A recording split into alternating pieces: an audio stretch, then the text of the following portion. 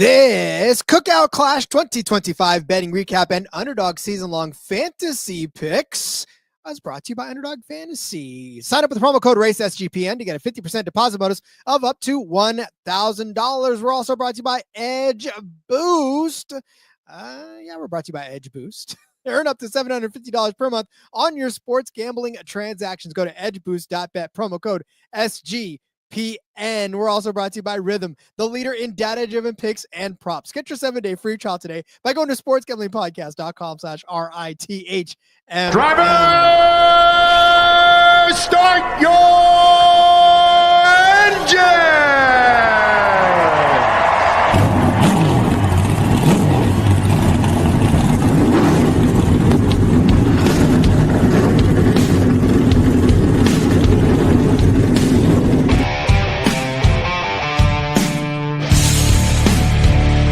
Strap in and pull those belts up tight as the Sports Gambling Podcast Network presents the NASCAR Gambling Podcast.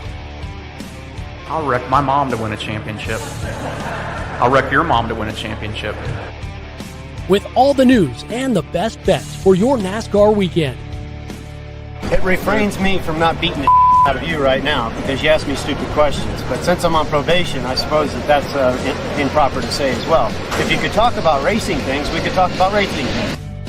Now, here are your hosts, Rod Villagomez and Cody Zeeb.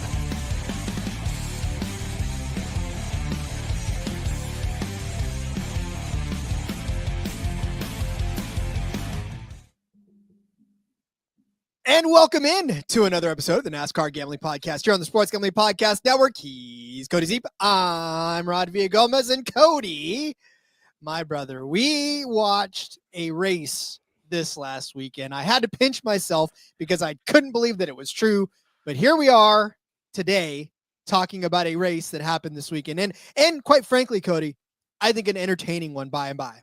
Yeah, absolutely. It was entertaining. It was great. Do you feel it, Rod? Like, it is back. NASCAR is here. We've got a race in the books. Oh, it's so exciting. Let's go. Daytona 500 just around the corner. 12 days now, Rod. The countdown is finally almost to the end. And yeah, you got to love it. It is it's been a short but long off season at the same time. So yeah, it was great to see NASCAR kind of return to some of the roots, going to Bowman Gray this weekend. Had, I think, what majority of people would say was a pretty successful event. We'll have some more thoughts on that.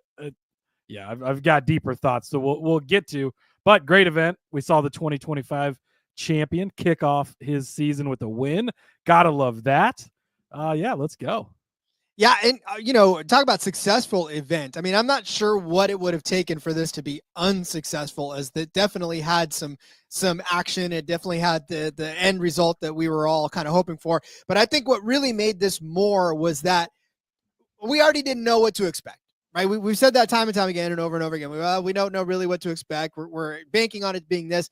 I think we got a little more than we expected for that. Outside groove was working for a while. Everybody thought you would have to get down right away. I mean, there was so much actual racing, and the heat races notwithstanding, with all of the nonsense and chaos that went on in that one. I think once they figured out that wasn't going to work for 200 laps, I think we realized, and we finally got what we deserved out of that race, was a good, hard race that had a lot of competitiveness in it. Yeah, agreed. I think that, the main event was the main event and people were calmed down, and it wasn't, you had to get into the top 5 to get there and be into the next round, right? So I think that helped. But yeah, it was a good mixture of, we had some chaos and we had, that consolation race with that LCQ was just a disaster of guys wrecking each other. But you put that many guys out there with only 2 spots on the line. What do you think is going to happen? So, I think that it was overall very exciting, and great, just a great day of racing. Great couple of days of racing, I guess. Yeah, it was indeed. Although, speaking of getting to great weekends of racing, we've got another week to plow through before we get to another great week of racing. There's some silly thing that's holding the place of next Sunday, and I do believe that it's a game that they like to play out there on grid. I don't know, whatever. But we are running, not we, the SGPN network as a whole, running a free squares pool for the Super Bowl. $1,000 winner takes all for the final square. All you got to do to enter this contest is go to sportsgamblingpodcast.com/squares to sign up today. That's sportsgamblingpodcast.com/squares. Cody, how much do all of our contests cost in the SGPN? Hold on. Let me look, Rod. Got it right here. Free. Weird. $0, 0 cents. That's the amount of investment that it takes for you to try to win $1,000 during the Super Bowl weekend. So please take advantage of that and have some fun with it. Yeah. And then sportsgamblingpodcast.com/Daytona. Get entered into our Daytona 500 contest as well. Chat is popping already, Rod. Love to see it. King checking in, going into the weekend, put 4 $5 bets. None of them hit. Had Larson, Bell, Busch, and Gibbs for top 5. Just needed one to hit and got 0. Rough. That's how it goes. I did not have a great weekend racing-wise either, but glad racing's back, right? Jessica saying good afternoon, guys. Good afternoon, Jessica. JDK saying, just so you know, top 10s, top 5s, top 3s, all up on Bet365 for the 500. Next Tuesday, Rod, we will be live talking Daytona 500 bets. And Thursday's episode, you can get a little bit of a preview. We're going to do some Super Bowl and Daytona 500 bets, crossover, kind of parlay them, build your own stuff like that, which is always a lot of fun every year. Old-fashioned football checking in, saying, hey, sirs, always thought Cody was Thunder, Rod the Lightning. I do feel like I'm like the Thunder, the bigger guy, like deeper voice or whatever, and you're the Lightning. You're the flashy, good-looking guy, right? But your shirt does say you're the Thunder, so I guess today I'm the Lightning. King was not a fan of the racing, quote-unquote. Big Ty Gibbs fan. Could be some bias in there, potentially, for sure. Amateur fan checking in. Welcome to the chat. We appreciate you. Learn what track type each racer thrives in. Moving forward into the year, consider momentum too. Best of luck. Let it ride. Let's go. This is all the greatness that's happening. And by the way, Justin, so yeah, this was our ECHL hockey team back in the day. We did have an Arena Football League, AFL2 league, a team that was the Lightning. So kind of both, but yeah, definitely love me some Stockton sports. But yeah, you get a lot of storms out there, thunder and lightning. Does that really like a thing or? Today, as a matter of fact, I was just telling Cody that I was standing out in the rain for a better part of my morning. So yeah, we got it over here. Whatever the thunder and lightning was, I definitely got all of it. So there you go. All right, Cody, you said that there was some news to touch on. I mean, obviously cars on the track, stuff had to happen. So now we get the news from that event.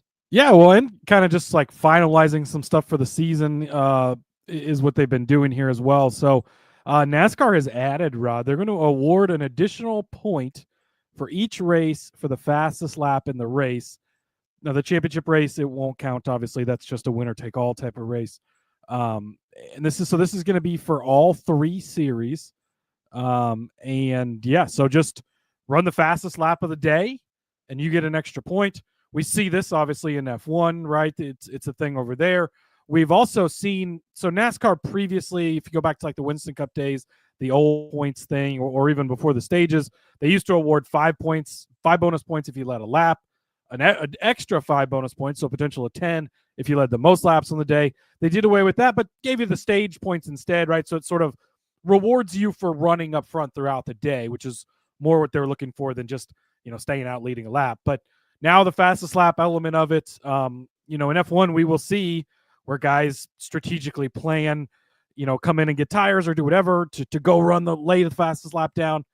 I don't think we're going to get that in NASCAR as much, road course or something. Maybe you'll get weird opportunities. But it is probably more than not going to just reward the best car on the day that is able to lay down a heater. So kind of a fun little addition there. And Rod, we know these cut lines in the playoffs can come down to 1 point, 2 points, 5 points here or there. You lay down 6, 7 fastest laps throughout the season, or even 1, and that's the difference in you making the round of 8 or not. That could be the difference in you becoming a champion or not. So these could definitely, play in big down the road as we go throughout the season.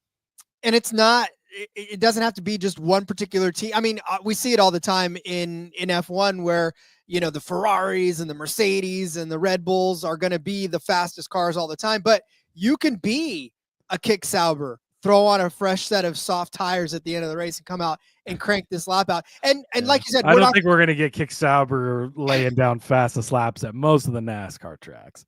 But a Cody Ware could come out one and just lay down a quick lap, and that's all it needs, right? I mean, this is not a team specific thing. Yeah, but not ever. Like, he couldn't do that at Kansas or Las Vegas or even like a Martinsville. Are you sure? I'm it's sure. one fast lap. Yeah, I'm pretty sure. One fast lap. We'll see. And what does a point make a difference to him too? Like, it doesn't.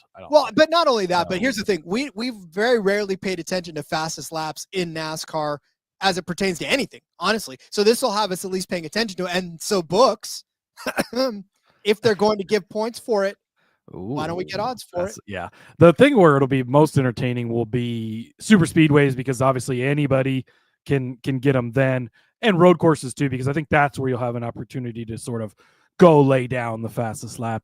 And TK also bringing up, they're just normal points, right? Not playoff points.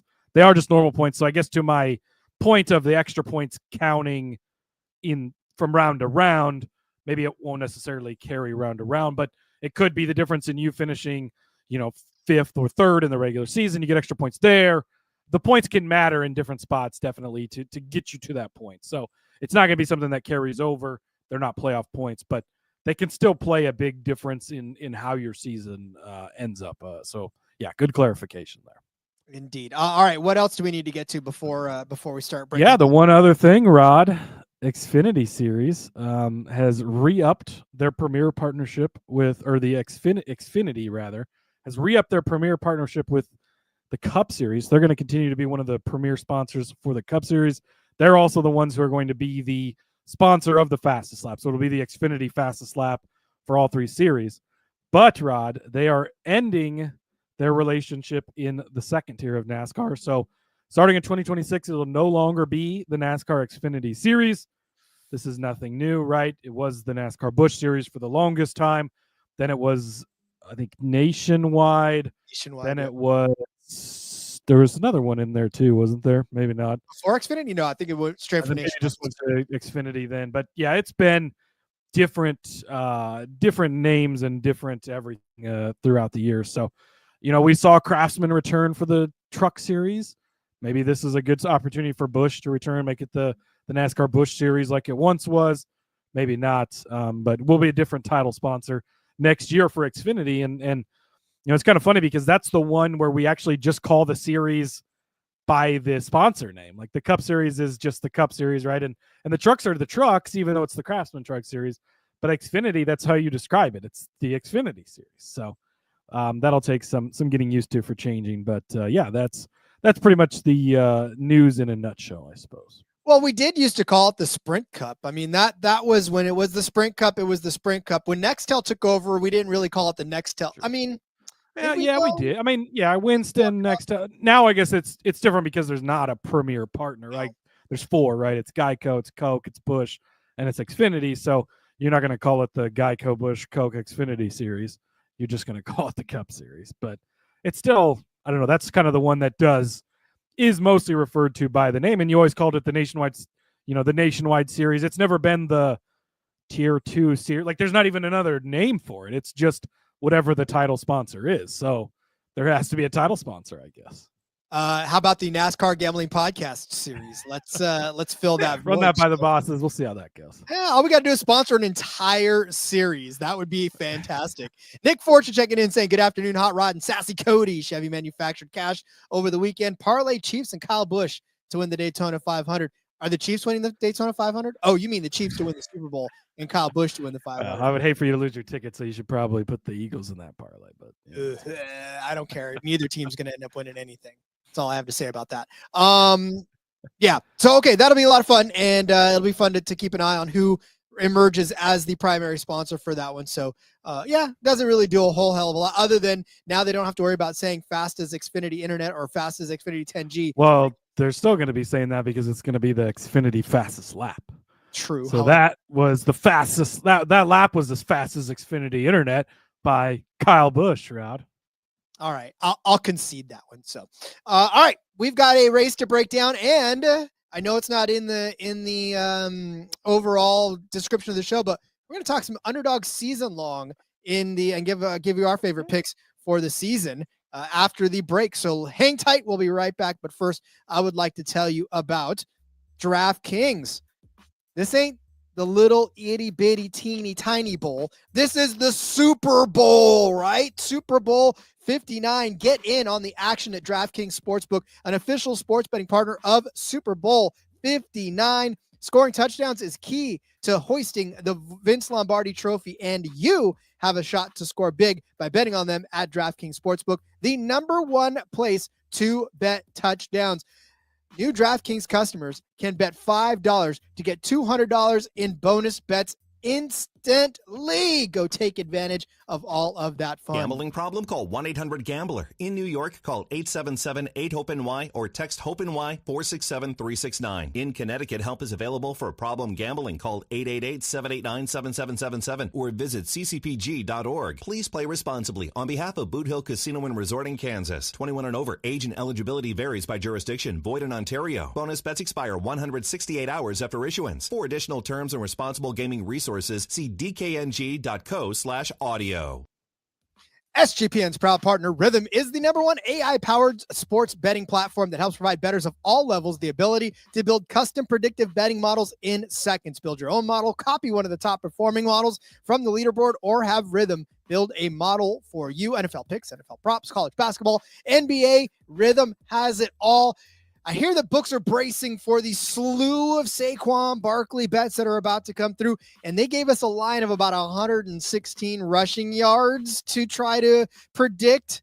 Come on, books, you know what the hell everybody's going to do. They're going to take the over on that one, so you might as well build yourself a Rhythm model to make sure you are on the right side of that Saquon Barkley rushing total prop. I know I was on the right side one last time, and Rhythm helped me get there, but I'm just saying, you guys can do what you want. I know what happened for me and what worked for me, and it was Rhythm. So claim your 7-day free trial today by going to sportsgamblingpodcast.com/rhythm. That's sportsgamblingpodcast.com/RITHMM.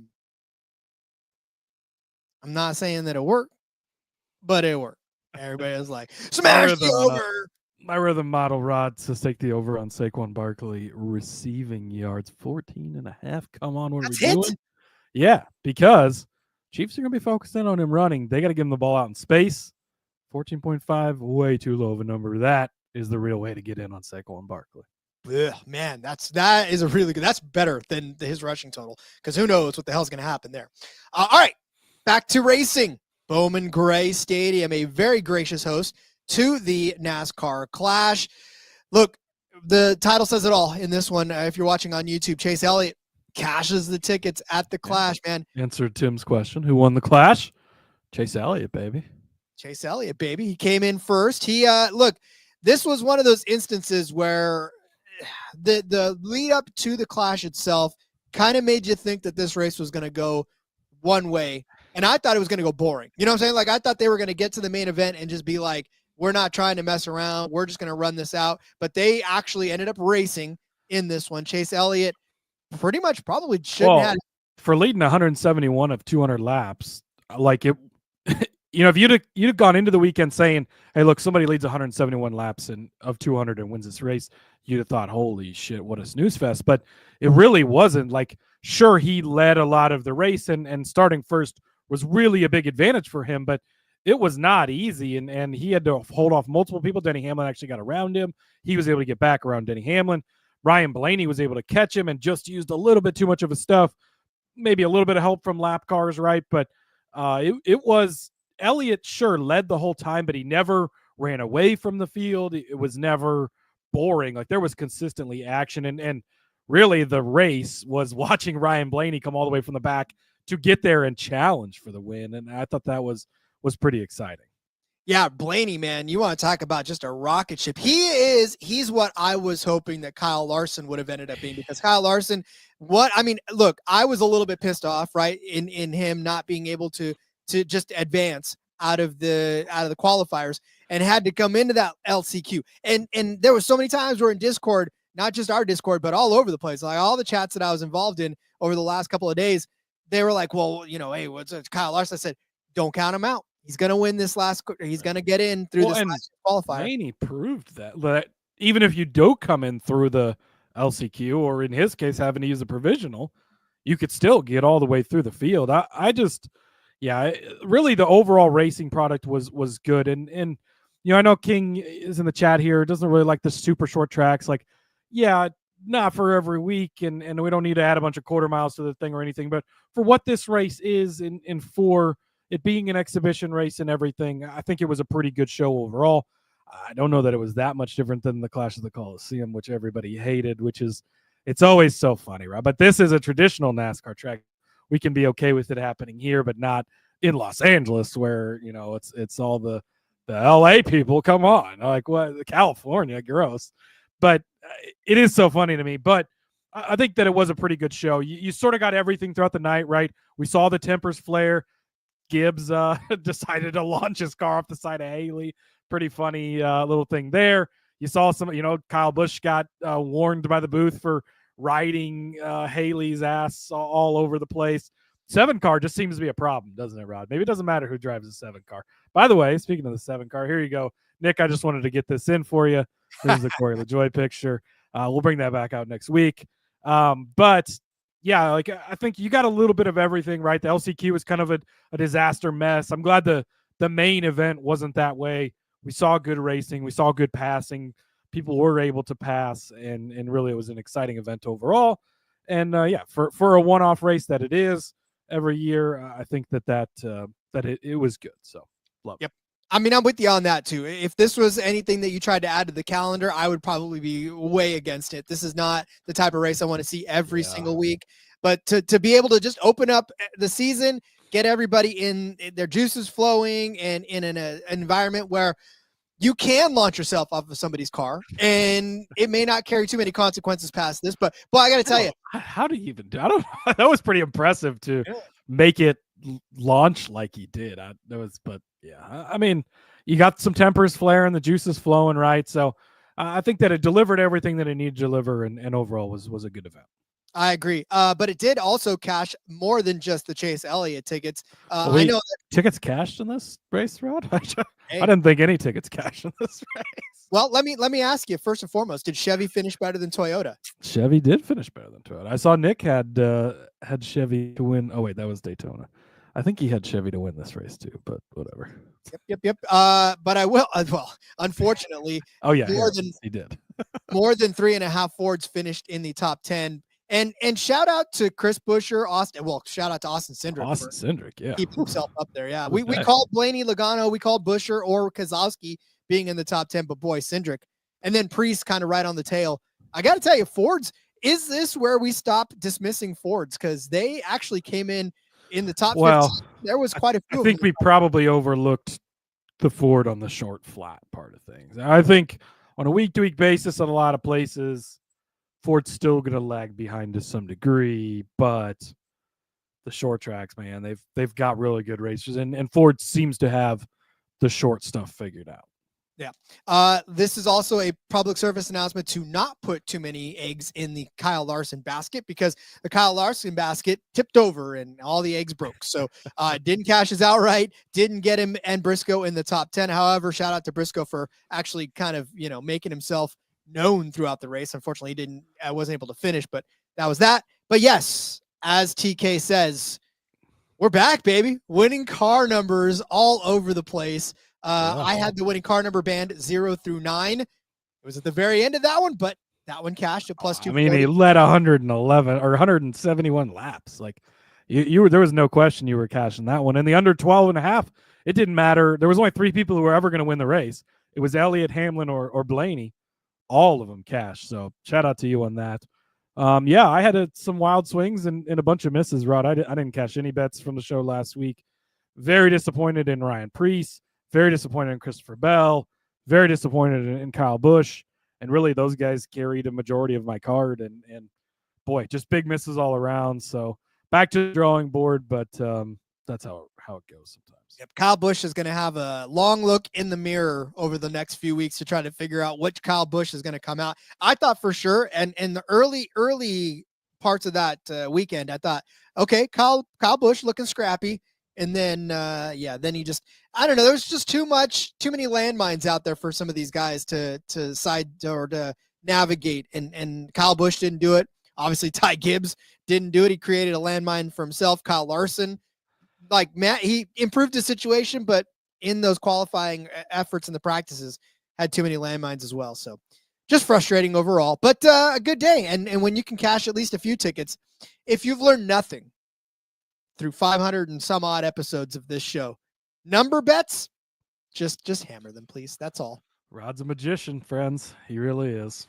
Got to love it. All right. Well, then let's talk through some underdog season projections, and we'll give you our favorite better than or worse than on those projections because, hey, by the way, season starts in a couple of weeks, so we need to get those locked in sooner rather than later. So we'll do that. But first, let me tell you about Edge Boost. SGPN has partnered up with Edge Boost, the premier Visa debit card for bettors. An Edge Boost cards allow you to avoid the hassle of having your card denied at the sportsbook, DFS site, sweepstakes site, racetrack, or casino. I'll tell you from firsthand experience, it is absolutely frustrating when you go to put your money into one of these sites and your card's like, no, we're okay. We don't necessarily feel like we need to approve these funds because it's going to a debaucherous site.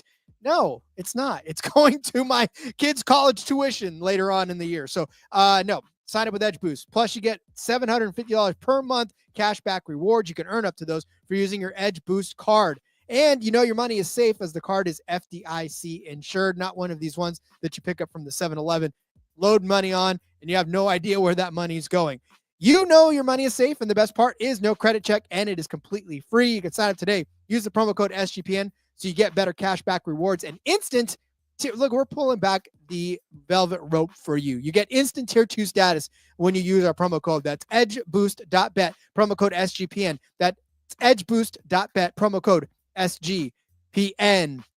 Underdog Fantasy. The big game is coming this Sunday, and Underdog has you covered. New customers get a Travis Kelce free pick if you sign up before the game. Plus, Underdog's statewide no sweat entry token is live now. Well, site-wide and statewide. You can do it in just about any state that it's available. You can cash in on your Underdog entry or get bonus credit in return. We're about to give you a lot of our favorite Underdog season-long picks for NASCAR, so just hang tight. Sign up with our promo code RACESGPN in the meantime to claim your special pick and first-time deposit offer up to $1,000 in bonus cash. UnderdogFantasy.com, promo code RACESGPN. All right, Cody. Well, then, as just stated before, Underdog Fantasy giving us some season-long bets or, picks to choose from. Season-long fantasy projections, Rod. These are all win total, or win projections, I guess you would say. And there's actually a lot of them. So if you go to your Underdog app, slide over, it says NASCAR Season SCN. They're hip with the kids, Rod. And a ton of things here. And so great thing about this is you can combine these, right? You can, which you're not usually allowed to do other places. You're not allowed to combine the win totals, but here you do get to combine the win totals. So this is a great way to do that. And, some of them you're getting, higher than 1.29 or, like a higher than is 1.29x or 1.14x. So it's more than just, putting them together. You're also getting a little bit of juice with the squeeze there, if you will. So, love this from Underdog. We've been asking for it for a long time. And glad that it's here. I am too. And like you said, this is one where you can start building the multipliers. And if you put together the right one, at the end of the year, you will be a very, very happy person as you've waited all season long. And hey, you can cross sport these too. If you want to throw in some stuff for the Super Bowl this weekend, go check out our YouTube. I posted a video short there yesterday with 4 of my favorite plays from Underdog. You can, have 3-4 Super Bowl things in there, 3-4 of these win numbers. And you hit all the ones in the Super Bowl tomorrow, and that number is a lot bigger for you when you get to the end of the season and these cash out. So, if you're not on Underdog Fantasy, look, you should have already been for football season, but get on there now. Use that promo code RACESGPN. NASCAR, all 3 series, F1's on there. Still holding out hope for IndyCar. Maybe Rod will get there. But all season, summer long too. Every other sport that goes on, NBA, MLB, all this stuff is all going to be on there. So. You can, again, cross-sport everything, which makes it great. and esports and the Pro Women's Hockey League that I like to cover, and there's college basketball, and there's FIFA and tennis and Counter-Strike and all kinds of great stuff on there. All right, let's get to what we're here for, and that is NASCAR. Let's talk about the first name on this list and the winner of the Clash at Bowman Gray. Look, I don't care what this number would have been, but since it's only 1.5, Chase Elliott.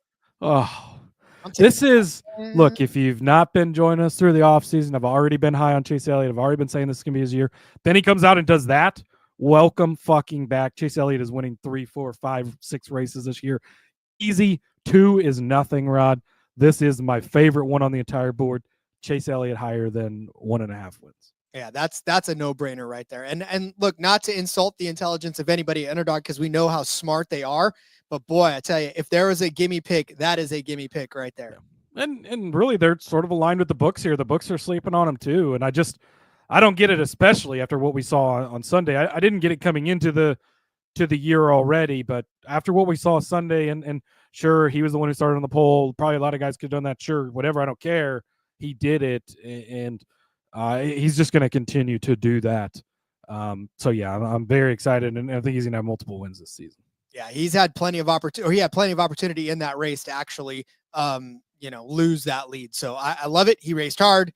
So we're giving him at least 2 wins on the season. So higher than 1.5 wins. All right, let's go to our friend Kyle Larson. I don't feel like I'm in a good place to say anything about Kyle Larson right now, as he definitely smashed my hopes. But 5.5 is his projection. I mean, we talked about this during the betting episode as far as what we expect out of Kyle Larson, but I still feel like 6 wins is asking a little much out of Kyle Larson. He can do it. Oh, he certainly can do it. And King calling me out saying 5 or 6. Come on. I think he could get there. I'm not saying he's going to, but I wouldn't be surprised to see a 5-6 win from Elliott. We've seen it from him before. It's nothing crazy for him to do. 5.5 for Larson. This can go either way, Rod, because 6 wins in any year by any driver is tough to get to. But Larson's also the driver. If you have to pick one, that could get you to 10 wins pretty easily at the same time. I've got to go with the higher than here because it's Kyle Larson. And if you want to pick against him, be my guest. But he's a hard guy to pick against. And, as I say that as we go into the Daytona 500, where I'll certainly be picking against him. And then the following week at Atlanta. But this is the thing is, he's a hard guy to, when we're talking about betting throughout the season, hard guy to pick sometimes, because sometimes you get the greatness of Kyle Larson, and sometimes you get what we got on Sunday, which was just like bleh, right? But all you need is 6 greatnesses this entire season, and you catch this. So yeah, I think you got to go with the higher than on Larson at 5.5. I mean, I don't know. Like I said, for me, I think I made a case for him higher than earlier too in the season, but I don't know. Maybe I was just getting too hyped for the situation, but but see, don't let recency bias hurt you now, Rod. Don't switch it because of what you saw on Saturday, because that's not any. And I really, while I did just make a point about Chase Elliott, and that was great, and I think that shows what we're getting, I would have still made the higher than point on him, no matter if he did not even make the main event. So I would like to make that clear. I think that helps, but I don't think there's a whole lot you can take out of what happened at the Clash that's going to be how the season goes. Some small things you could pick out here and there, like we need to be on Ryan Blaney every single short flat track. Yes. But in an overall sense, like, don't base somebody's season off of what you just saw at the Clash.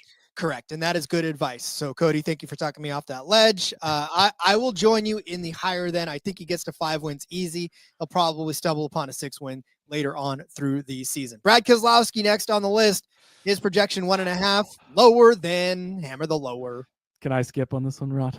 Are we allowed to skip? No, because you're Brad Keselowski. I'm sorry, Brad. He's not Brad Keselowski. Your Brad Keselowski love runs deep, and I don't know if I'm there yet, Cody. I mean, he's only won more than one race. That's the problem. It's been since he was in the 2 car that he's won more than a race, and really he just snapped a 100 race win streak this past season, and it was only 1 win. Now you get that monkey off your back, maybe you get more, and I'm big on RFK, and we saw some positive things out of them this week. And again, don't take too much, but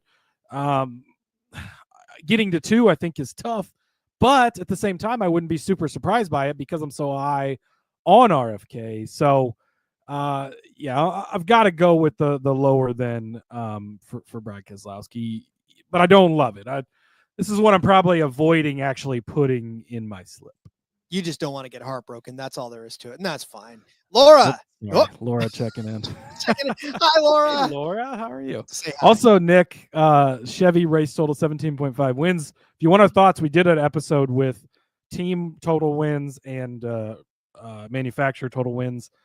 Was that last 2 weeks ago? So I'll find the episode and send it to you. But check that out. And we go a lot more in depth and sort of break it down throughout the episode of where we're sitting on the manufacturer win totals. Where those wins are coming from. All right, Shane Van Gisbergen, SVG. You say he's going to win Mexico. You say he could win Chicago. Yeah. He's set at 1.5. Yeah, I think this is probably the toughest one on the board, and you're going to get the people who are you got your SVG stands, and he's going to win 5 races this year, and he's going to be in the playoffs, and then you've got the people on the other side where let's not give him too much credit before we actually see it. And really, I think that probably both of us, but I certainly fall right in the middle of that. Of he's not going to win 5 races, and I think that we could see in a world where he doesn't win any, but I think he does. And Mexico really is the one. Like he should be a massive favorite at Mexico, and I really think that is his to lose. But you also look at COTA, that new circuit they're going to run there, the shorter one. He's run that before. That should play into his advantage. You saw him almost win Watkins Glen last year. Oh, by the way, he's back in a Trackhouse car like he was the first time he won. Instead of a College car, they're just not as good. Oh, that's where it's back and forth, right? And so it does make this tough because I could see him not winning a race, but I could also see him winning 3 races. Like I wouldn't be super shocked by either one. So where do we fall, I guess, is the question. And which side are you on, Rod? So it's funny. I'm going to take the lower than because I do think he does get 1 win. But here, well, I don't know though, because now you're telling me though, you're saying don't base your opinions off of what you saw. He was actually impressive. Oh, yeah. Like he looked like that's he belonged not there. If you listen to the show, that wasn't unsurprising, right? I brought that up on the fantasy show last week and said of the places, road course racers, this track is going to be better. And then they start talking about it on the broadcast. And I just, my wife hates me. I swear she does. But I'm like, I said that on the show this week. They're going to be good here. And she's like, well, maybe you should do that. I'm like, I should. Yeah. And then when, anyways, that's a whole nother story. But this one really, like, you could make such a strong case for going either way. I think this is the hardest one on there. I think if I was putting it in, you're making me pick a play right now. I'm going to take the lower than side. Sorry, SVG stands. I get it. But until we see him win 2, if I have to pick one, I'm going to take the lower than side. But I definitely am not running over to underdog to get this in because either way, really, really, it could go, anywhere from none to 3 or 4 even wouldn't be overly shocking. Yeah. There's no number on this spectrum that would get me to go, oh man, that really shocks me, because you're right. He could come out, he could not win any, he could win 1, or he could win 4. Like it just, this guy is untapped right now. And that Trackhouse car actually looks better on him, obviously, than the College car. And there's just like, sure, yes, he should be the favorite of Mexico. He should be the favorite of Chicago, COTA, Watkins Glen, like all 4. But what if things go wrong and he finishes dead last at Chicago, like it happened last year? What if Chris Buescher what if he has a great race at Watkins Glen, but Chris Buescher gets him in the closing laps, like happened last year? What if he has a mechanical problem then at COTA? Suddenly, 3 of those 4 races, like that's the thing. And so, yeah, now what if he wins all of them? Sure, that's the other world, right? So that's what makes it so tough. Yep, that's what makes all of this so tough. If anybody tells you that this is an easy thing to do, they can. The Chase Elliott one was easy, Rod. But. That actually was. This one might even be easier too. Carson Hocevar, he is set at a half a win. His higher than is actually 1.29%, and his lower than is 0.78 times. So, I don't know that he's winning a race, Cody. No, unless it's the super speedway, which is always obviously. And that goes for any of these guys, right? Could SVG pull off a Talladega? Unlikely, I would say, but sure, he absolutely could, because anybody can win at those tracks. And so don't count that too much into it. But if Hocevar is going to win a race in this season, that's where it is. Outside of that, Spire's just not there yet. Are we going to have a lot of top 10, top 5 bets on him this season, hopefully, like we did last year? Absolutely. I would love that. But this is an easy lower for me at half a win for Hocevar. Indeed. Denny Hamlin, 3.5. The higher side is 1.07x. Lower is 0.92x. Well, I spent all off season talking about how down I was on Hamlin, Rod, and they look pretty damn good in the Clash. But how much do we take away from the Clash? I was told nothing, so I don't know. Well, I said a little something. But so the thing is, he's got to get to 4. And I think that we talked about this when we covered his win totals as well. He hasn't won, and Joe Gibbs Racing hasn't won since, I think Joe Gibbs won since May or June, maybe at the latest. And Denny didn't win after April, I think it was. So they're going to find their way back to victory lane plenty of times this year. And Denny's going to win races. But is he going to win 4 races? I think it's just too tall of an order. So I'll take the lower on Denny here as well. Denny Hamlin has not won more than 3 races since the 2020 season. In that span, 2021, 2 races, really? 2022, 2 races, 3 races in 2023, okay. 3 races in 2024. This is a very easy lower for me, then. Yep. And you know how competitive he's been each and every one of those seasons, and to not get that 4th win, that's sort of now you've got the crew chief change that I still don't love, and they're going through the sponsorship stuff. They still got the lawsuit stuff. Like, yeah, give me the lower than on Denny here. I agree with you on that. Christopher Bell, 3.5, the higher side at 1.07x, the lower side at 0.92x. Does he get that 4th win? Yes, absolutely. Love Christopher Bell this year. I think we're going to see, it's hard to say like breakout season because he's made the championship 4, 2 of the last 3 years, probably should have been 3. But I think this is really like where we see throughout the season, Bell just cranking off wins. And I think it's going to be a really strong year from Christopher Bell. So yeah, I will take the higher than on Bell. Has not logged 4 victories in a single season since he's joined the Cup Series yet. But Cody thinks that's changing. Yeah, I kind of agree with you on that one. He looks really damn good. He looked good in the Clash, and I think he's going to come out and be pretty confident going into this season. Did he look good in the Clash, Rod? I feel like as somebody who had money on him, he did not look good in the Clash. Well, I don't know. Maybe it's because I watched him for a half second, thought, he looked pretty good, and then just didn't look good after that. I mean, Bell himself looked great. Great looking dude. There you go. Driving didn't look great. There you go. I'll take that one for sure. I don't know, man. I was too glued on the fact that all those cars up front had to be under 12.5. So I was pretty excited about that. I didn't really care if your car was over 13. So there you go. All right, Kyle Busch, 1.5. We said, I think in the betting episodes that we're pretty hip on Kyle Busch winning a couple of races this year. Yeah, and that remains the Clash didn't change anything for that for me. I'm taking the higher than on Busch here. Very, very close to 2 wins last year, literally inches away at Atlanta, and then should have won Kansas in the fall. I mean, he was leading and he was going to end the race as the winner. Obviously, then the air got taken off of him from Briscoe and spun out. That's going to happen. Contract year for Busch, we've kind of hammered on that. And just I really think he rebounds. He had 3 wins just 2 seasons ago with RCR, should have had 2 last year. Dillon also won a race that he dominated in a way near the end of that race before all the shenanigans at the end too, to show that RCR has some strength. Give me Kyle Busch higher than 1.5. Yeah, I'm definitely with you on that one as well. Michael McDowell, he said at 1/2. If your finger doesn't break by hitting the lower then I don't know what you're doing, because you should be pushing the lower than so hard on Michael McDowell, lower than 1/2 a race win. Like I said, if you don't show me a picture of your broken finger, then I don't believe that you hit the lower than. What if I have a Band-Aid on my finger, Rod? But you already did it. I already did it. Yeah, McDowell. No, this is an easy lower for me. Now King's just trolling me. McDowell for 6 wins. No, look, he's obviously very capable of winning at Super Speedway, although he's got 500 career starts and 2 wins ever. So that doesn't really bode well for him. But the change over to Spire, he's gonna be in the 71. Is that even their lead car? There's just so much love on Spire that I completely agree with. This is a very easy lower for me. Could he win a Super Speedway? Absolutely. Is he a long shot that we could potentially bet on as a long shot at a road course? Absolutely. And And in that case, if you bet on it, you catch the ticket, then you're not so upset if the win total goes over, right? Or the higher hits in this case. But this is an easy lower for me on McDowell. Yep, I'm with you on that one. No further discussion needed. Alex Bowman, he is also set at a half a win.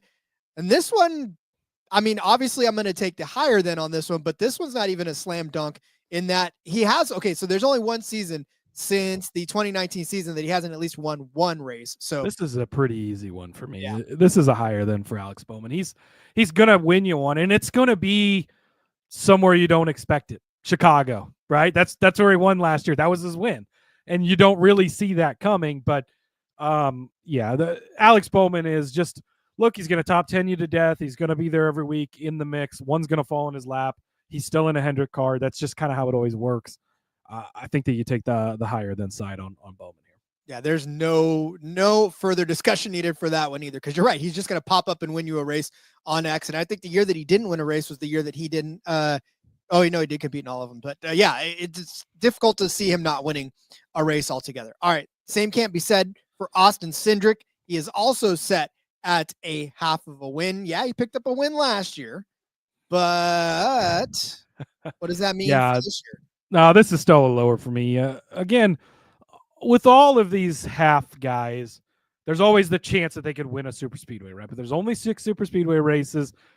And it's not always like, sure, a Harrison Burton will win, a McDowell will win, a Stenhouse will win, but also Kyle Busch wins them, and William Byron wins them, and Chase Elliott wins them, and Joey Logano and Ryan Blaney, and the guys that you're already counting to win races win those races too. So it's going to happen. Guys are going to win them, but you can't go in saying, Austin Cindric's going to win one of them. Is he good at them? Sure, he's won the Daytona 500. Of course he is.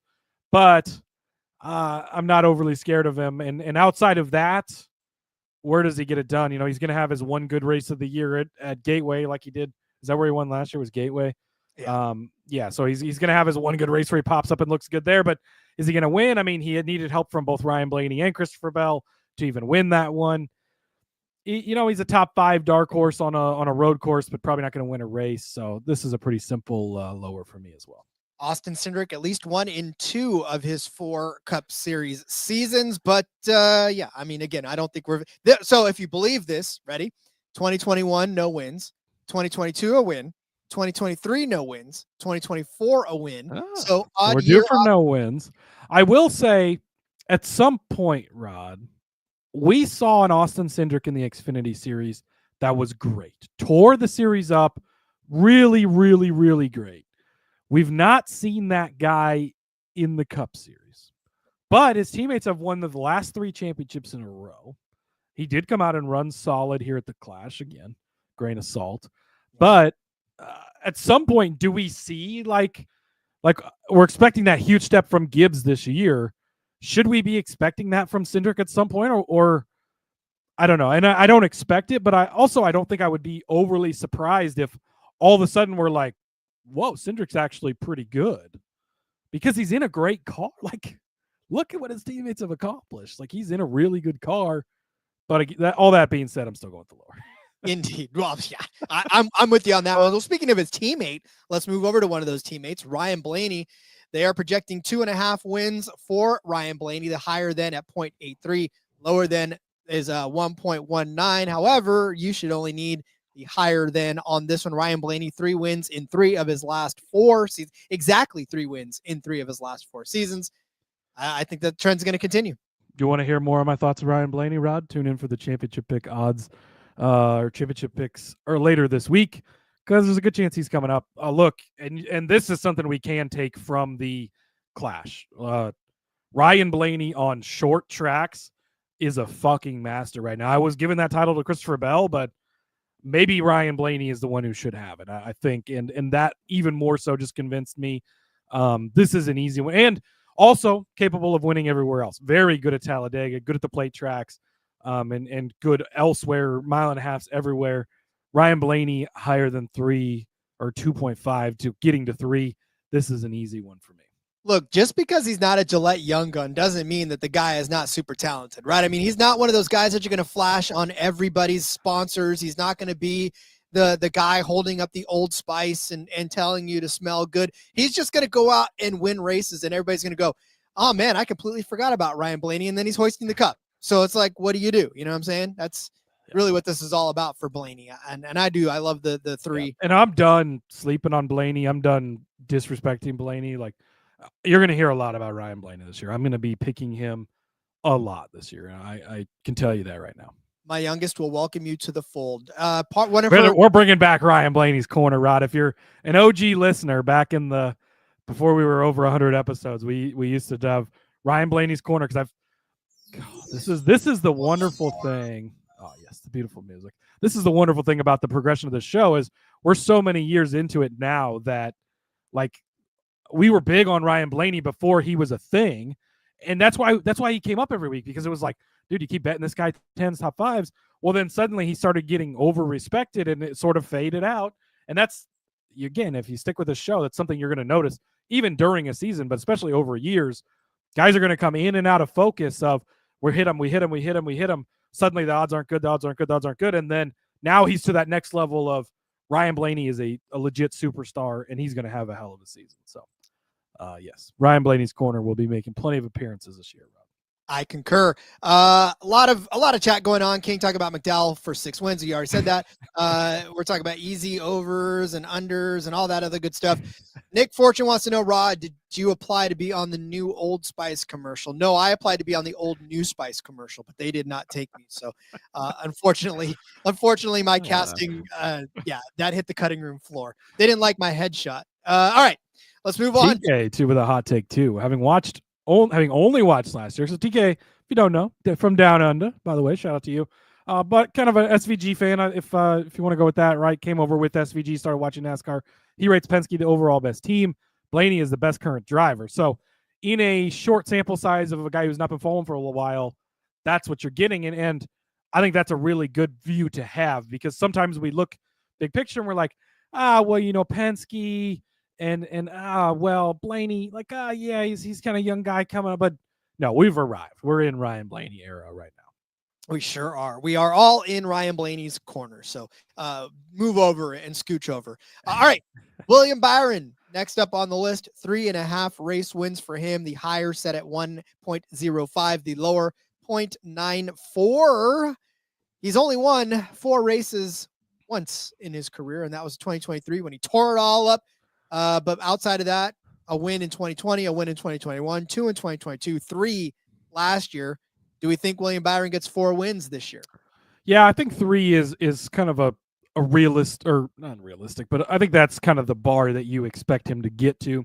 I think that Chase Elliott's resurgence is going to, the conversation over the last couple of years at Hendrick has been Larson is obviously the A guy. And Byron's kind of slid into the next guy, right? And then it's been Elliott. I think Elliott's reinserting himself as that next guy behind Larson. And Byron, I think, is still going to be good and win races. But we also, every year, it's very consistent from Byron. He'll be hot early to start the season, and then he has that cooling off period. And then he gets hot and makes the Final Four like he did last year. But the wins don't necessarily always come with that. And I think that we're going to continue to see that. So 2-3 wins, yes. Does he get to 4? Not shocking if he does, but again, having to pick a side, I'm going to go with the lower side. I am too, because again, as we talked about this, especially during the betting episode, there's only so many wins to start dishing around. And if we're giving guys like Chase Elliott a couple more wins, if we're giving a guy like Ty Gibbs a win, a guy like Bubba Wallace a win, they got to come from somewhere, right? And so the William Byrons of the world are the ones where you pop up and you win 6. Well, you start chipping away at some of their wins because you're like, well, is that sustainable? And we know that last season it wasn't. And so I think you're right. If we're going to give all these other guys other wins, they got to come from somewhere. And I think a guy like William Byron is the guy that you're taking him away from. So I like the lower then on this one as well.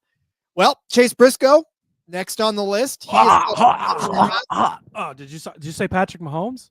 Oh, sorry. No. I don't know if anybody else noticed. My God, could they have slobbered all over Chase Briscoe a little harder on the broadcast this weekend, Rod? Swear to God. Like, what the holy shit. That just makes me, boy, I'm going to have a hard time getting on the Chase Briscoe fan track now, because they just the best thing since sliced bread was Chase Briscoe getting in the 19 car. Listen, I mean, to me, I didn't know where the love came. And you know me, I wasn't all that high on him anyways coming into the 19. I thought he'd be okay, but I wasn't like, oh my God, this is going to be the next champion. They just like the way they were comparing it to Larson coming to the 5 car, like, whoa, holy shit. This guy's won 2 races over his entire career. One was like a 17 wide restart at Phoenix. Okay. And the other one was, didn't they use fuel mileage or something at Darlington to win that race? I don't remember, but so there were some extenuating circumstances. Like, it's definitely not what we saw from Larson in the 42 car. I don't know. People are so high on Briscoe, and we've been here, Rod. We saw this a couple of years ago. Oh, he won that Phoenix race. Oh, he made the Final Four. Did he make the Final Four, or he was really close? I think he might have made the Final Four. And it was like, oh, Chase Briscoe, and then like nothing. And just like, I don't know. He's been a guy that we've loved to bet short flat tracks, spots places here because you get decent odds, but now everybody's so high on him. 2 wins when he's got 2 in his entire career. I wouldn't be overly shocked. It's a Gibbs car. Truex was good in the car. Briscoe is talented. I get it. But I'm not ready to jump on board the Chase Briscoe to the moon train that it seems like everybody's on. Not a train that I'm trying to really jump on with everybody else. I think he gets 1. I think that 19 kind of punches the ticket in for 1. Again, the second one is so hard to pick from when you were giving other guys wins. And I don't think he's one of the ones that's going to pick up one of those wins. So I'm with you on the lower than 1.5. Like I said, that 19 car is going to be good. I just don't know that it's going to be race winning good week in and week out. So, yeah, I'm not going to be shocked or surprised if he wins 2. I just don't think it's going to be as easy, and I don't think this season's going to come to him as well. He was taught. Was it Jamie Little was interviewing him before the clash started, the whole thing, and he's like talking about how he has to figure out where the gas pedal is in the Toyotas. I'm like, what do you mean you have to figure out where the gas pedal is in the Toyota? But that's, I mean, obviously everybody knows where the gas pedal is, right? But that's how much different the car is from the Ford to the Toyota. And we saw that with Corey LaJoie last year. Remember, he flipped a switch like in the middle of the race or something, shut the car off because the switches are in different spots. And you got to work all those kinks out. It's not just a super easy, simple transition. And Truex didn't win any races in that car last year. So, one of the all-time greats, really. I'm not there on Briscoe yet. Yeah, no, they drive on the right-hand side of the road here, Chase Briscoe. That's not hey, that's easy for some people to. The SVG had no problem making that transition. Exactly. And the gas pedal's in the back seat of Toyotas there. He was shifting on the other side and everything. Yeah, he was. He was like, what the hell's going on? All right, Bubba Wallace, a half a win for him. I think we talked about this is one I'm staying away from because I can see him winning a race, but I can also see him not winning a race, to be honest with you. Yeah, I mean, this isn't in my, I absolutely am going to hammer love taking the higher here, but this is of the 0.5 ones. This is one I do want to go higher than. I'm a big Bubba guy. I love the guy. I think he's a very talented driver. I think that 23-11, we're going to continue to see that trajectory go forward, right? And I think we're going to see a solid season from Bubba. I will say it looked like him and his new crew chief worked well at the Clash. I think that's kind of a bright side, right? And sometimes crew chief changes are bad, and I still think in the Denny Hamlin case it is going to be bad because Gabe Hart was such a good crew chief. And nothing against Booty Barker. I think he's a fine crew chief, but I think sometimes changing it up, getting that different perspective is good. We've seen Bubba be able to win outside of super speedways, but also very, very good at super speedways. One of the best average finishes at Daytona. Wouldn't be surprised to see him already hit this projection next week in the 500. So give me the higher than on Bubba Wall. I'm feeling a pretty good season for the driver of Michael Jordan's number 23. See, and this is the huge difference between a number like a half a win versus 1.5 when we're talking about a guy like Chase Briscoe and Bubba Wallace, in that Bubba Wallace only has 2 career wins in his life too, and where it's like Chase Briscoe. But I can see Bubba Wallace winning 1. It's hard to see Chase Briscoe winning 2. That's where you have to start setting your limits and your boundaries. So I'm with you on the higher then, although I wouldn't be surprised if he doesn't win a race this season. All right. Move on to Tyler Reddick, an obscenely low 3.5 race wins for Tyler Reddick, who's going to win all 36 races, claim the championship, and walk away as the all-time winningest in a season. I'm just kidding. I just know that's how Cody is it 2024 again, Rod? Yeah, that's where you were last year. I mean, he was the regular season champion, made the championship 4 at 16-1. That's not like I was that far off. Cole Custer version of him where he's going to win 600 races and walk away. But Tyler Reddick, 3.5. He's never won more than 3 in his career. He's won 3 in 2022, 3 in 2024, 2 in 2023. So what do you think, Cody? Can he get that 4th win, that elusive 4th win? Yeah, I think that, look, the reason that I was so high on Tyler Reddick last year is because I've seen the talent that Reddick has, and I think that he is that elite level superstar talent. I don't think we're there yet, but we've seen it, right? And Denny saw that. That's why a year and a half away from his contract at RCR expiring, he signed him to 23-11. They worked it out. He got over there earlier, and we started to see it, right? And 2 years ago, we really got a glimpse, and it was just this went wrong, that went wrong, clean up the mistakes, cleaned up a lot of the mistakes last year. Boom, regular season champion, wins 3 races, makes the Final Four. That's going to continue to project forward. And where a guy like Byron doesn't win as many races, in my opinion, is because a guy like Tyler Reddick is one of them taking them. And I do think that Reddick gets to 4 this year. And I think that we continue. Look, 23-11 is on the rise. They're going up. They're going to continue to do better and better. I think we're going to see, for what it is with the rookie in Riley Herbst, I think we're going to have a pretty solid season from him as well. But I'm very, very big on this team and very, very big on Reddick. I still think that, in a couple of seasons, 5-6 seasons from now, we're going to be talking about how we are in the time where Larson and Reddick race at the same time against each other, and it's the Gordon Earnhardt of today. Obviously, not to that level. Nothing ever will be. I get it, but that type of conversation, right? Well, and for Reddick too, I mean, we talked about it several times over how close he was to that 4th win. So I think the fact that he's been close a few times to that 4th win means that this year I think he can punch it through. So I'm with you on the higher than as well. Ross Chastain coming in at a 1.5 wins. Last year he did not win more than 2 or more than a race, but the year before that, 2. The year before that, 2. So does he get back on his 2 race winning ways? I know the higher than here is set at 1.12. The lower than at 0.87x. Yeah, I think that Ross does. He's a guy that, again, can win anywhere. Road courses, we've seen it. We've seen it at super speedways. Seen it everywhere else. Down season last year for sure. But I think he could find his way back into the win column for multiple races. And it's hard to pick against a guy like Ross Chastain. So give me the higher than a 1.5.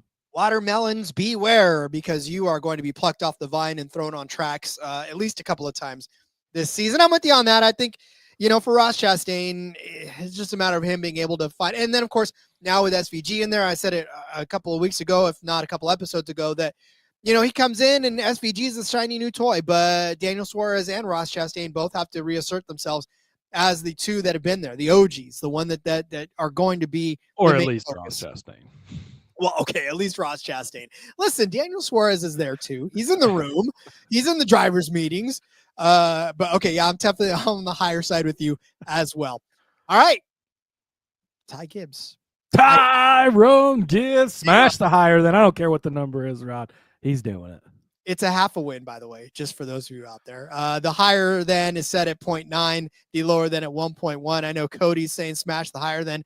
I was singing those praises too a couple of weeks ago, but I want to jump back on the Ty Gibbs hate bandwagon. Don't do it, Rod. Don't do it. I had a comfy seat on that thing. Look, my ass was already. I had a nice little indentation in there. Like you've already jumped off. You lost your seat. Look, he's getting to that 100 race mark this year. That's where guys like Kyle Larson won their first race, like Chase Elliott won their first race, like William Byron won their first race. That's what Ty Gibbs is. That's who he is. He is going to win his first race this season. Once you get that first win, the other wins start coming in. I think that he wins 2. I could see 3. King, 4. Can we get to 4? Maybe, right? But yeah, love Ty Gibbs. And it's only set at 0.5. This is an easy over or higher than for me, Rob. So TK's with me. So thank you, TK. I love you. And King saying Rod is the CEO and president of the Ty Gibbs Hate Club. Look, it's not even so much that I hated the guy. Like I said, I recognized that he was in a sophomore slump. I called it out and I said his sophomore slump is over. But now I saw like this little toddler out there. And I know that. Oh, come on, Rod. That wasn't all he did was swerve over and hit Haley. It obviously got blown up more because he launched the car, just the angle of how he hit. But what he did was less aggressive than what Kyle Busch was doing to Haley for 8 laps tailgating the shit out of him. Like it was nothing. Kyle Busch was my spirit animal on that one. I felt like every time a car pisses me off on the road and I want to tailgate that close, I'm like, why don't they just let me do that and lock bumpers with the guy in front of me? But okay, listen, I will take, because I will stand by what I said earlier in the season, I will take the higher than on Ty Gibbs. That's the easy part. He's gonna win a race.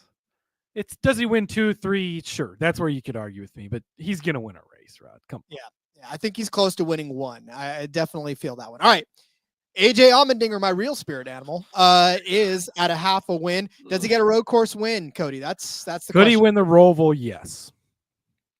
But could he also win the Daytona 500? He sure could, Rod. That's actually what scares me more than winning a road course is AJ wins a super speedway and hits the higher than on this. But I don't think you can take the higher than. Look, a couple years ago, if you would have said you get AJ at higher than a half and he's going to be in all the road courses, hell yeah, sign me up, right? But things have kind of changed. Guys like SVG are in the series now. Guys like Reddick and Larson and Byron and Elliott are all much better than they used to be. And just the calling equipment is just not where the track house equipment is or where some of this other stuff is. And could he win one? Absolutely. He's very good at them. But I've got to take the lower than. And honestly, I think if we see him win a race, it's at a super speedway. Well, I'm taking the higher then because I do think that his return to the Cup Series comes with a little more confidence in what's been going on. So I feel like he's a talented enough driver to do it. He's done it, and he's going to do it again. And I think this is the season he gets it done. It's just one. Like, I mean, we've talked about other guys just winning one that haven't even won a single race in their career in the Cup Series. So I'm taking AJ Allmendinger to get back. One guy, we talked about that, Rod, and it was Ty Gibbs. Thanks. Shut it. I'm trying to be on the nicer side of this, okay? I already had to fight off all the Ty Gibbs fans. How fitting is it, Rod, that there's one guy left on the board to talk about it? It's this guy. Now, this is the guy that we've already talked about, that on an odd year, you don't even take him. And then he goes out and he's like, oh, look, I'm going to finish inside of the top 10 on a 10.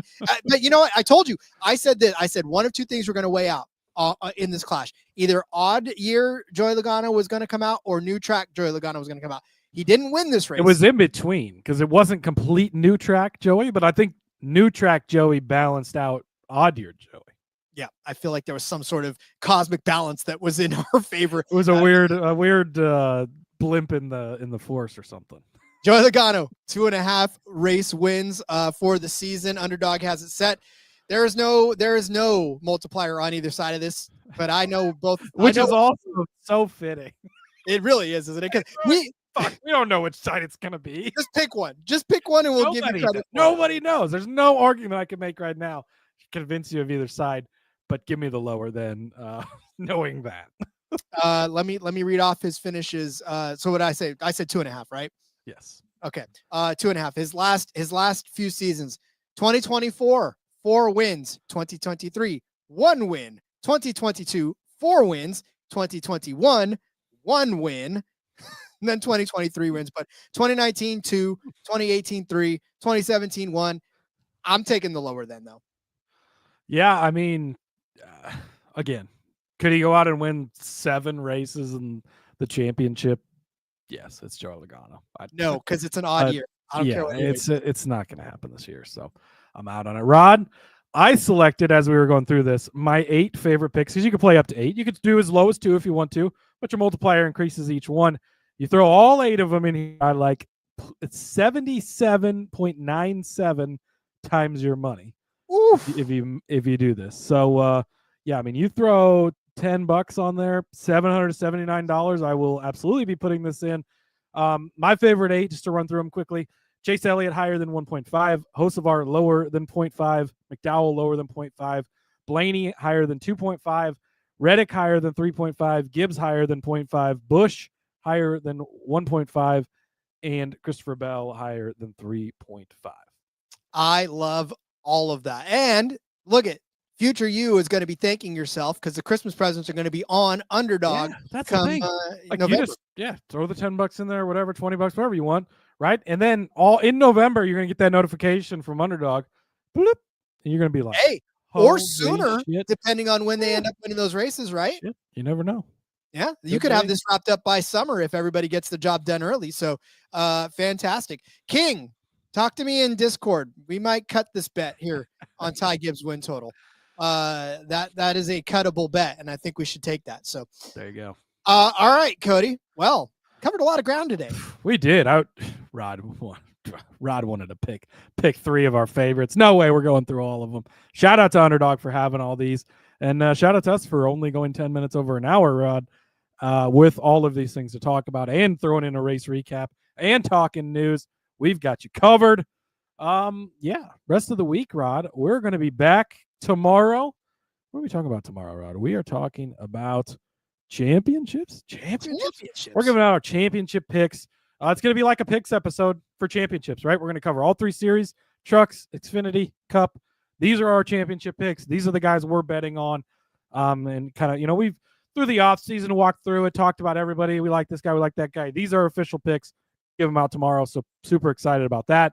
And then back on Thursday, there's a Super Bowl game, something going on, I guess. So we're going to talk a little bit about that. Cody, get it right. It's the big game. Oh, yeah, the big game.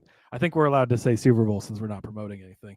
Correct. Well, we're promoting the Thursday show, so I don't know. This is a gray area. Well, let's talk to legal on that. Anyways, we're going to be talking the Super Bowl and the Daytona 500 and crossing over props, right? We're going to have some Devonta Smith over 49.5 combined with AJ Allmendinger. Oh, wait, I shouldn't give all the picks out yet.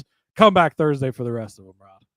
Yes, sir. Yeah, we're going to have a ton of fun. We always do for these Daytona and Super Bowl crossovers. Because we're big football guys, too. I mean, we are just as much into football as we are in NASCAR. So, and obviously, if you follow our work throughout the year, we've both been giving out prop plays and bets and game previews and all stuff all year long and doing pretty well at it. So, yeah, it's always fun to be able to kind of cross streams the big chance we get with their Super Bowl, our Super Bowl, all coming together. So, works out very nicely. All right, Rod, until tomorrow, follow me over on the X at Husker_Zeeb. You can find all my stuff over there, including 59 bets for Super Bowl 59 article, sportsgamblingpodcast.com. There's a lot more than 59 bets out there to pick from, Rod. I will say that. So I narrowed the list down to 59 for you all. But that was a lot of fun. Check that out. Go play some of your favorite ones. And, we'll see you guys tomorrow.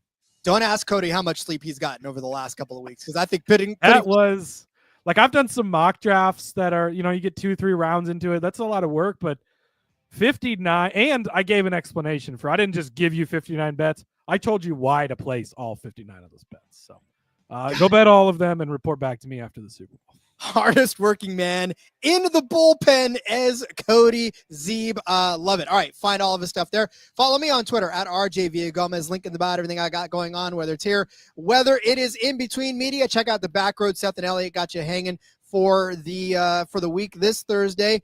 And then, of course, there's a fun little thing that I got some darts. If you like darts, there's a darts thing going on. So go check that out. That'll be up before the end of the day. About the Daytona 500, Rod? Throwing darts at the Daytona 500. But yeah, join us tomorrow. We'll give you our championship picks. And in the meantime, we hope you enjoy the rest of your day, wherever that is or however long that is. And until tomorrow, let's go racing and let it ride.